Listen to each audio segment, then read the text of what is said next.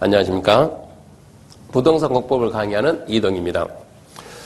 여러분, 제가 이번에 이런 질문을 받았는데요. 한 분이 이런 질문을 하더라고요. 이렇게 하나의 토지를 가지고 있는데, 한 필지 토지 가지고 있는데, 이 토지가 두 개의 용도지에 걸쳐 있는 거예요. 자, 이쪽은 400제곱미터, 이쪽은 500제곱미터, 이렇게 돼 있는데, 400제곱미터는 여기는 3종 일반 주거지역이랍니다.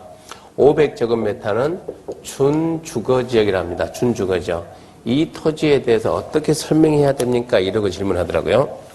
여기에 대해서 이제 부동산 공부 좀 하신 분들, 특히 공인중개사 자격증 가지고 있는 분들, 이 부분이 좀 약간 어려운 부분이니까 설명하면 잘 들어보세요. 여러분이 국토계획법을 배웠으면 국토계획법에서는 첫 번째 어떻게 하는가? 적은 부분이 330 이하가 있냐 없냐 따지죠. 근데 적은 부분이 330 이하가 있어요 없어요? 없죠. 330 이하가 없으니까 이건 어떻게 적용합니까? 각각입니다. 각각 적용한다 그러면 국토계획법에서는 무슨 제한하냐 그러면 첫 번째 건축 제한하죠. 건축 제한 그러면 공장이 되는지 아파트가 되는지 창고가 되는지 여기에 대해서 3종 일반 주거가 준주거 각각 적용한다 이 얘기고, 또 이 토지에 대한 건폐율, 우리가 3종 일반 주거 원래 얼마죠? 50이야. 준주거가 70이야죠. 건폐율도 어쩐다고 각각 적용한다. 근데 용적률은 3종 일반 주거가 300이 나오죠. 준주거가 500이 나오죠. 용적률도 이렇게 각각 적용한 거야. 그러니까 3종은 3종이고 준주거는 준주거다. 자, 이렇게 규정하는데 우리 건축법에서는 이제 똑같은 내용이, 건축법에서는 이렇게 하나의 토지가 둘 이상의 용도지에 걸치면 그때는 어쩐다고요? 과반이에요. 과반이니까 건축법으로 말하면 뭘 따르게 돼요? 준주거지역을 적용하면 준주거지역. 그러면 국토계획법 각각 하라고 했는데 건축법은 준주거 따른다. 그러면 여기서 이제 국토계획법을 적용받습니까? 건축법 적용받습니까? 여기에 대해서 이제 딜레마가 생기는 거예요. 이때는 어떻게 할 것인가?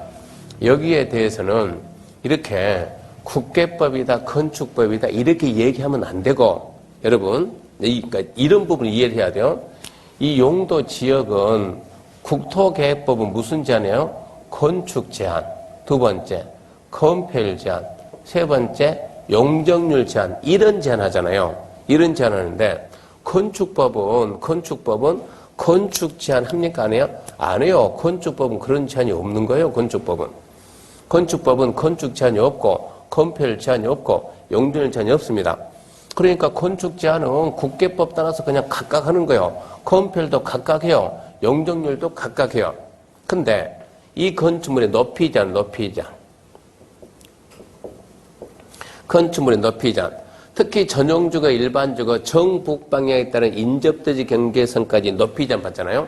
그러면 북쪽으로 일정 거리 띄어야 되는데, 자, 3종 일반주거는 400, 준주거가 500, 과반이 어딥니까? 준주거는 북쪽으로 1조 적용 받아야 안 받아요? 안 받는 거예요, 이것은.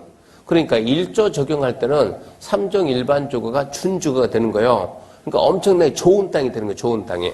그래서 높이 제한할 때는 그때는 뭘 쓴다고요? 높이 제한은 준주거 지역의 높이 제한을 적용받아라 이런 얘기예요.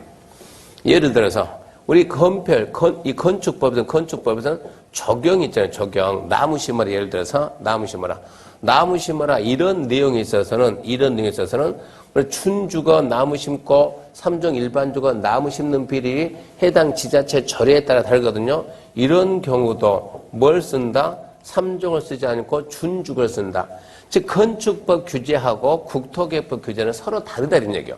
그러니까 국토계획법이 있는 규제는 국토계획법에 따라 가지고 330 이하가 없으면 각각 쓰라고 했으니까 그대로 국토계획법 건축제한, 건폐율제한, 용적률제한 그대로 쓰는 것이고, 또 건축법에는 높이 제한이니 무슨 적용이라더니 이렇게 건축법에 있는 이 규정에 대해서는 건축법 기준을 따르라 이런 얘기예요. 두 개가 절대 충돌하지 않는다는 얘기예요. 여기에 대해서 국토계획법이냐 건축법이냐 이렇게 고민할 필요가 없다는 얘기예요. 전부 다 건축법 내용도 다 받고 국토개혁법 내용도 다 봤습니다. 이런 내용이니까 이 내용을 정확히 알고 설명하시기 바랍니다. 그러면 이게 이제 국토개혁법은 330 이하가 있을 때 어떻게 할 것인가? 이 부분도 문제가 되는데 이 부분은 내일 강의에서 설명하도록 이번 강의는 이만 마치겠습니다. 감사합니다.